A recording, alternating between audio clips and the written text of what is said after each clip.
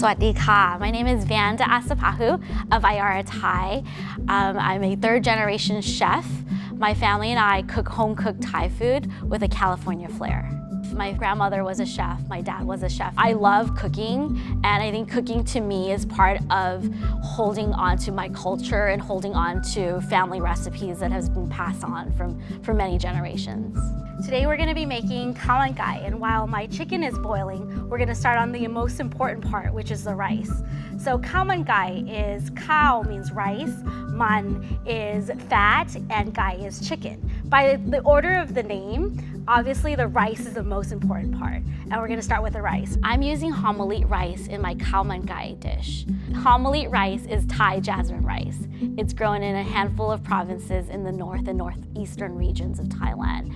It's soft, it's aromatic, it's fluffy. It's essentially the champagne of rice.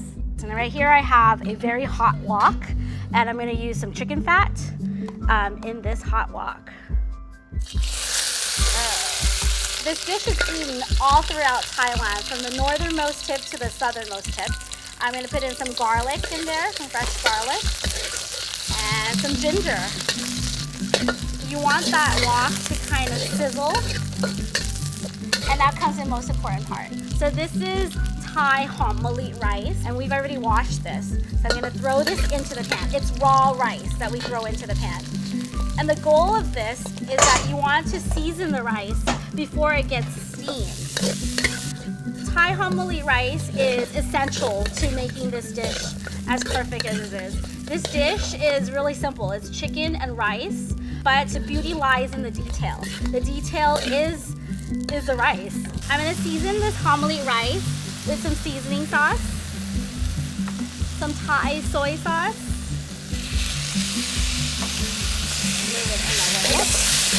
And you kind of want to move quickly with this because you don't want the rice to overcook and expand.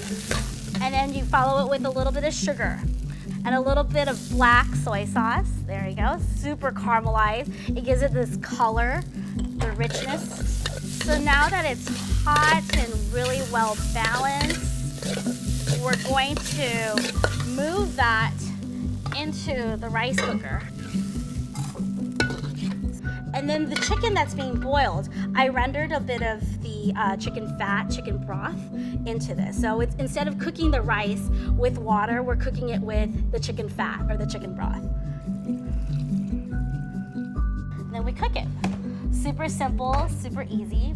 All right, now we're gonna move on to the sauce. The origin of this dish is more Chinese than Thai. We do employ the use of the mortar pestle, which is very essential Thai to the making of this sauce. We start off first with some fresh ginger, onto the garlic, all right, and Thai chili, very, very important. And now we're all done. We're gonna put it into a bowl and add the rest of the seasoning. So we have here bean paste. I always start with the saltiest stuff first. So some bean paste. This has been pureed bean paste.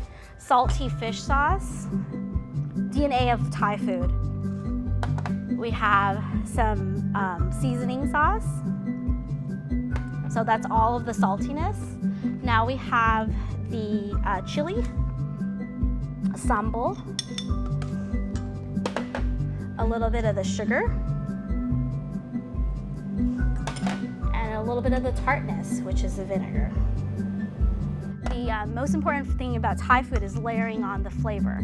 And they always told me to start with the salty, then go with the sweet, and end with the tart. And that's really important in the layering of the food as well. All right, and we're all done with the sauce. Rice is so important to Thais. It's in every aspect of our food, whether it's rice noodles and noodle soup, in pad see ew, pad Thai. It's a canvas to all of our food. And homalit rice is the gold standard to that. Like the meals that I cook can only be as good as the quality of homalit rice that I have.